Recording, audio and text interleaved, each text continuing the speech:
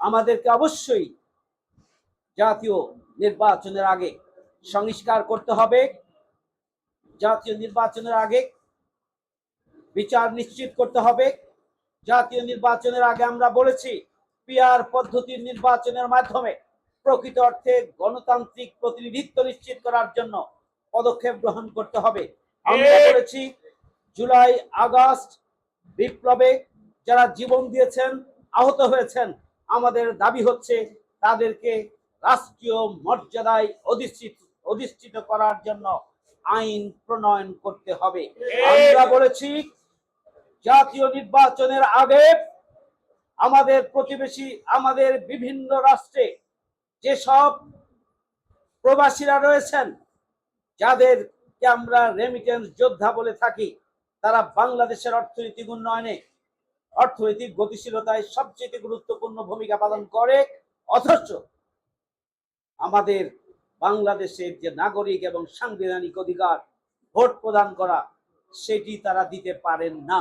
আমরা খুবই জোর দাবি জানিয়েছি যে অবিলম্বে তাদের ভোটাধিকার নিশ্চিত করার জন্য প্রক্সি ভোট নয়, তাদেরকে সেখান থেকে পোস্টাল ভোট অথবা অনলাইনের মাধ্যমে ভোট দেওয়ার জন্য সরকারকে সিদ্ধান্ত গ্রহণ করতে হবে, সেই দাবি আমরা জানিয়েছি।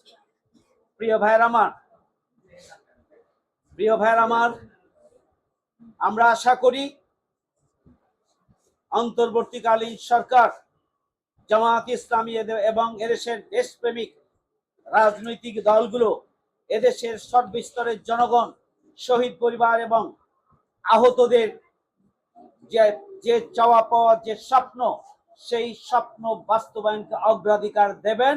কোন একটি রাজনৈতিক দলের দৃষ্টিভঙ্গির আলোকে আগামী দিনের বাংলাদেশ পরিচালিত হবে না, হওয়া উচিত নয়।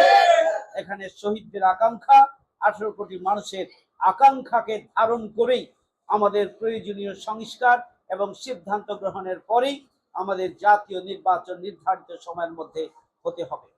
সংগ্রামী ভাই বন্ধুগণ, আমরা চাই দারিদ্র মুক্ত, বেকারত্ব মুক্ত, দুর্নীতি মুক্ত, সন্ত্রাস এবং চাঁদাবাজি মুক্ত, আত্মনির্ভরশীল একটা মানবিক বাংলাদেশ গড়ে তুলতে। এবং সেটিই ছিল জুলাই আগস্ট গণ অভ্যুত্থানের চেতনা।